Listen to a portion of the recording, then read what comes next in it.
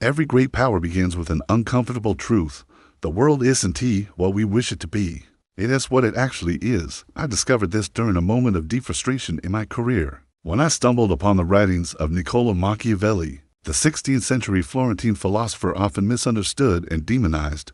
He became the mentor I never had. You've probably heard that Machiavelli argued the ends justify the means, or that he advocated cruelty in the exercise of power. But what I discovered was far more profound and transformative than those simplistic cliches that reduce one of history's greatest political strategists to mere Machiavellian caricature.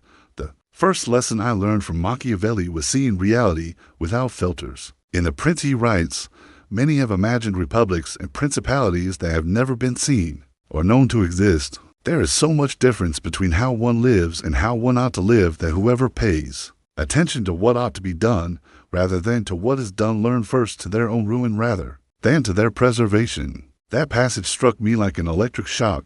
How many times had I failed because I believed people would act as they should, not as they actually do? How many promotions did I miss by trusting promises rooted in ideals rather than real human nature? The modern corporate world, like Machiavelli's Florence, isn't a place for the naive. Once I began viewing colleagues, bosses, and partners through Machiavellian lenses, patterns emerged. I saw that most are driven not by lofty moral ideals, but by personal interests not out of malice. But because that's our basic human nature, Machiavelli taught me that accepting this reality isn't cynicism, it's wisdom. It is the difference between navigating the world as it is rather than smashing headlong into the rocks of how we wish it were. A second lesson came from Machiavelli's concept of virtue.